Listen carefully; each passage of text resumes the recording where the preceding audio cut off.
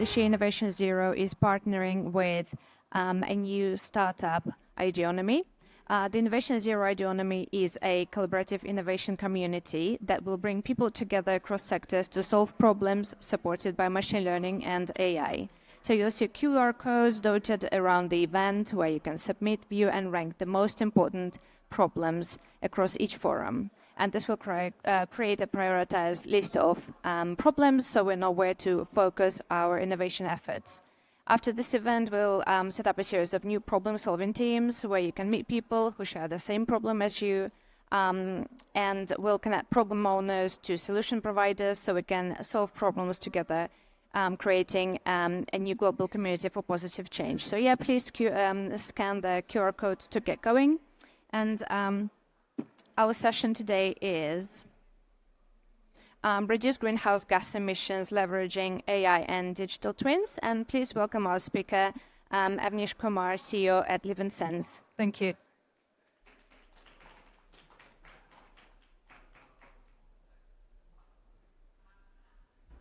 Yes. Hello. I hope I'm audible. So first of all, thanks for providing us the opportunity to Innovation Zero. What I'm going to talk about is more how AI can accelerate the GHG reduction. When I talk about GHG, it's called greenhouse gas emission, which is mostly applicable in the heavy industries like oil and gas, metals, mining, minerals to cement. So these are the industries we are catering to. This is also called as hard to abate industry. The word hard to abate is used because it is not easy to mitigate the carbon emission in these industries. And that's what we are trying to solve. We have been engaged for last 5 years in trying to address this problem. So I'll talk about what we have done and how we have done, what kind of progress we have seen, and how much of benefit we can bring it through AI, which can give an accelerated journey towards 2030 target. And that's what is very important here. So this is our product called GreenOps. Essentially, it is built as an AI-based platform with digital twins, which is enabling the carbon co-pilot. Very similar to what some of the co-pilot you would have seen in recent past announced by Microsoft and others. We have done a carbon co-pilot specifically for greenhouse gas emission reduction.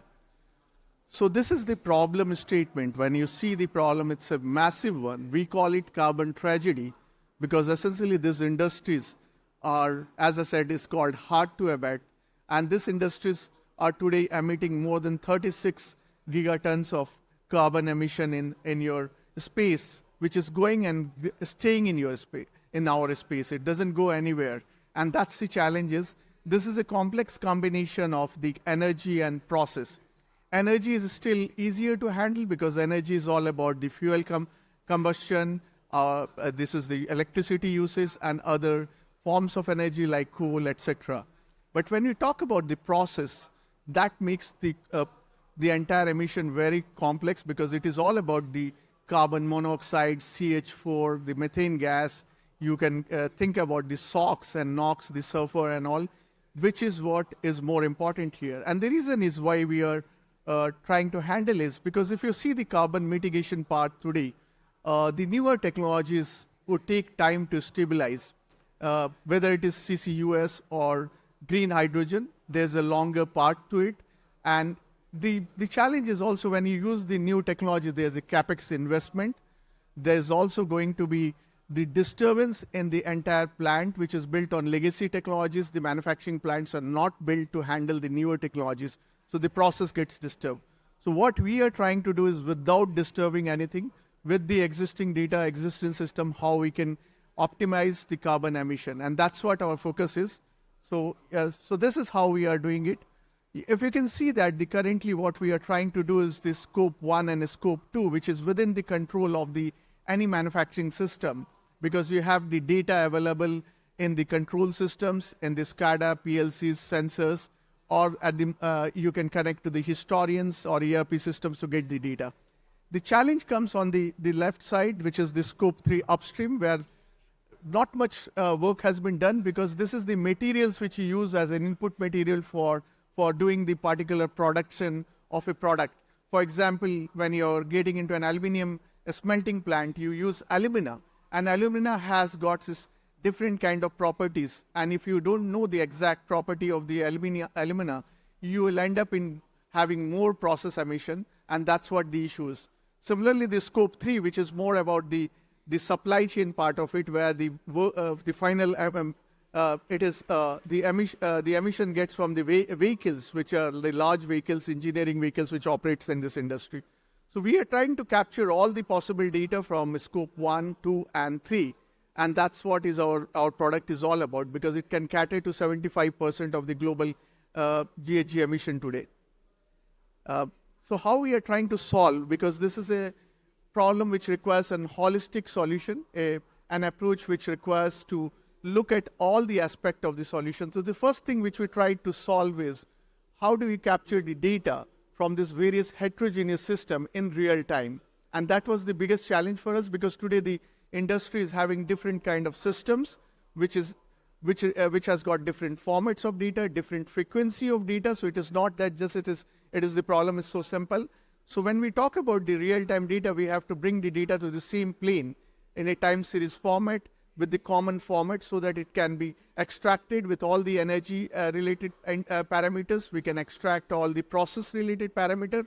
And once we have a baseline, we can work on the process-based models, which is built for each of these industries based on the fundamentals of science and artificial intelligence.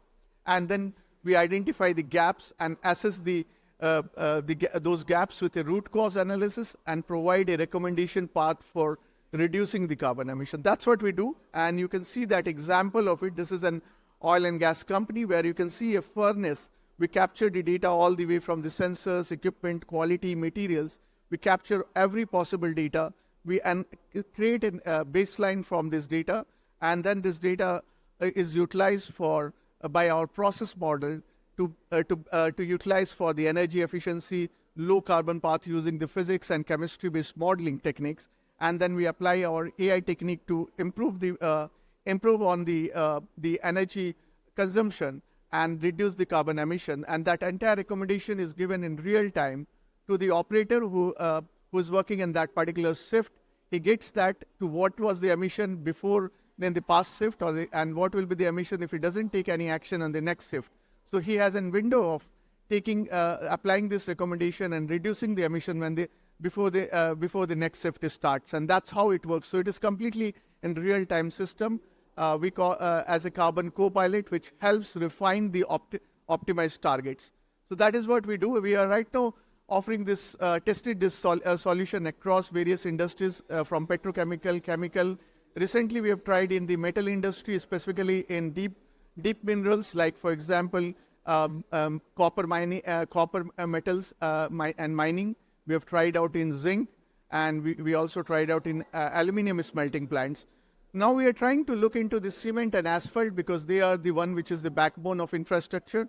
And I want to take you through the case study of cement, because cement is the one of the largest from the emission perspective. It almost accounts for close to 19% of GHG emission. And that's not going to reduce until 2050. You will see a continuous increase in consumption of the cement demand. So what we are trying to do is, this is a case example which we implemented with a large customer, which is one of the fifth largest customer in Asia Pacific region.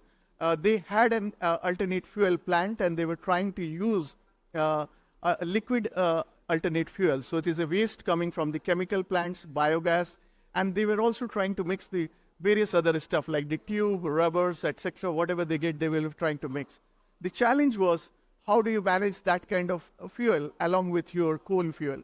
And this is the problem statement. You see that this industry is $350 billion industry. It's a complex combination of energy, fuel, and process emission.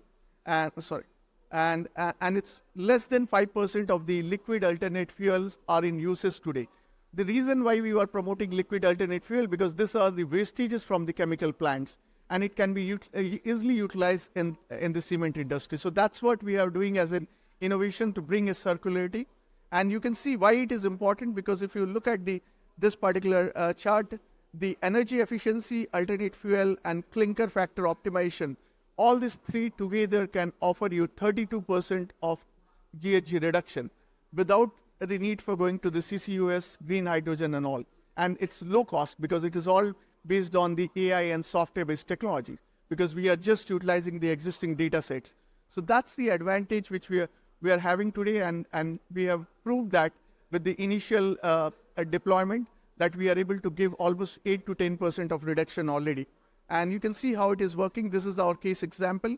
The customer was at 5% of a liquid alternate fuel, and we helped them to improve to 25%, and that led to the that helped in reducing the coal, which is the fossil fuel used by them, by 2.5%, and the GHG overall came down by 8%. So this is all possible through just AI-based modeling techniques, by understanding and balancing the alternate fuel flow rate along with the coal fuel rate, while keeping the temperature of the profile of the cyclone constant. Even the kiln also we try to manage it. So this is what the system deployment, you can see how we capture the data live. We push the data to the cloud-based system, which is our SaaS platform, and it analyzes in real time. And you can see that the recommendation coming in real time as part of the Carbon Copilot, which gives that the operator in real time how much of AFR to maintain, while and how much coal flow rate to maintain. So he can change the mix of this two and come to a balance where the alternate fuels can be increased and coal flow rate can be decreased. So that's what we are doing. This is all based on the few of the techniques which we try to implement using energy balancing methodology. We try to also develop our own understanding with proprietary models for the clinker related chemical reaction, because lot is about the chemical reaction, because these chemical reactions will make the kiln very unstable. So controlling the kiln, controlling the cyclone temperature, and then maintaining the CO ppm level below 500 are the critical factors here in providing this kind of solution. So it's all about over a period of time. We were working for this customer for last 6 months to 8 months now, and we validated our product with them in various conditions, and we are already seeing a 8% improvement. We see that we can move it to 12 to 15% range, which is a great saving because there is no additional capex cost, and the customer is getting paid for utilizing the liquid alternate fuel, because those are wastage coming from the chemical plants. So the chemical guys are paying for every truckload. So it's a profitability improvement. There is a clear ROI, and finally we are reducing the carbon emission too. So that's what I wanted to present, and these are some of the statistics. You can see how it has been the various statistics in terms of the AFR being reduced by 20 to 25%. We were able to stabilize the entire pyro process, which is the cement process, from burning zone to the calciner kiln, maintaining the O2 and CO ratio. And then we also made sure that the free lime quality is within that particular limit, so we don't deviate on the quality side.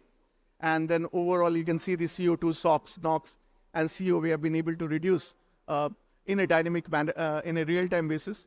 So this is what is all our innovation, and we believe this is something can be carried forward for multiple such industries, which is in heavy industry space, depending on the high fuel consumption. Specifically, these are the industries similar to metals, mining, even the oil and gas industries, and it can help to cut down at least 8 to 10% of GHG emission on immediate basis and meet the target for 2030. So that's what we are doing it, and I just wanted to present what we have been doing and how we have been doing. Hope this session has been useful. I'm open for any Q&A if you want to ask any questions.